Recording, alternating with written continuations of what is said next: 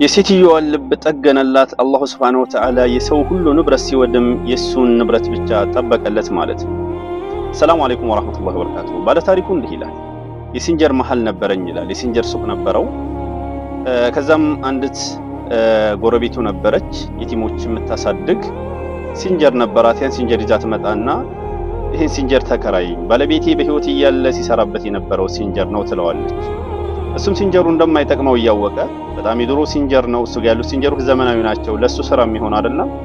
እሺ ይላትና በወር ስንት ልከራይሽ ሲላት 3000 ለይራ ትለዋለች ማለት ነው። እሺ ይላታል፣ ይቀበላታል።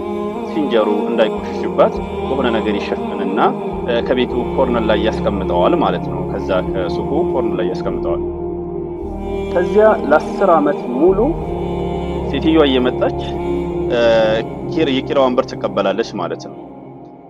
ከዛም ያን ቦታ ሊለቁ ፈለጉና አደራችሁን የኡሙ ጀሚልን ሲንጀር እንዳትረሱ ሲላቸው ሰራተኞቹን ሙዲራዋ ምን ትለዋለች? የኡሙ ጀሚል ሲንጀር እየጠቀመን አይደለም፣ ምን አንሰራበት ምን ያደርጋል ስትለው እሺ እናንተ ጉዳይ አይደለም ይዛችሁ ሂዱ ይላል። ከዛም ይዘውት ሄዱና እዛ ተቀየሩበት ቦታ ደግሞ ሌላ 10 ዓመት ቆዩ። ኡሙ ጀሚልም እየመጣች የኪራዋን ብር ትቀበላለች ማለት ነው። ከዛ ያ የሶሪያ ጦርነት ይነሳል። በጣም ብዙ ሰዎች ይሞታሉ። እንዳጠቃላይ በሱ ዙሪያ ያሉ ንብረቶች በአጠቃላይ ወድመዋል። አላህ የሱን ንብረት ብቻ ጠበቀለት ማለት ነው። ከዛው ኡሙ ጀሚል ደጋግመው ደወሉላት። ኡሙ ጀሚል ምናልባት ሞታ ሊሆን ይችላል። በዛ ጦርነት ብዙ ሰው ስለሞተ ሲደውሉላት አታነሳም። በጣም ደጋግመው ይደውሉላታል። ከዚያም ሙዲራዋ ትሳፍርና ወደ አውሮፓ ትሄዳለች ማለት ነው። አውሮፓ እያለች ህልም ታያለች።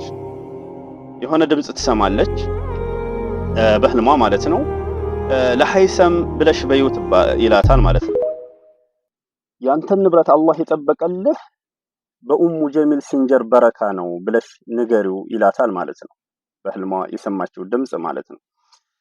ከዚያም ደውላ ለሐይሰም ስትነግረው ሐይሰም በቃ በጣም ሰውነቱ ይርገፈገፋል። የሰውነቱ ጸጉር ይቆማል፣ በሐዘን ያለቅሳል። አላህ ሱብሓነሁ ወተዓላ በዚህ ስራው ምክንያት የሱን ንብረት ጠበቀለት ማለት ነው። አላህ ምን ይለናል? ኢነላህ ላ ዩዲዑ አጅረል ሙሕሲኒን። አላህ ያሳማሪዎችን ምንዳ የሚያጠፋ ጌታ አይደለም፣ ይከፍላቸዋል በዱንያም በአኺራም ማለት ነው። ረሱል ሰለላሁ ዐለይሂ ወሰለም ደግሞ ምን ይላሉ?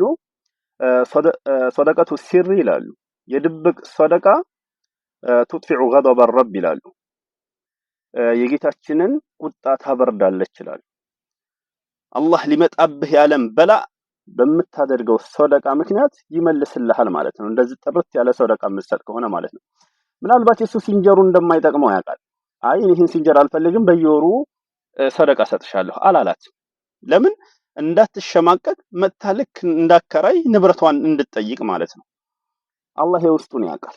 ስለዚህ ሰደቃ ስናስብ ሰዎች እንድሸማቀቁ አናደርጋቸው። በቃ ልክ የራሳቸውን ንብረት እንድጠይቁ ልክ እንደ ሐይሰም ማለት ነው።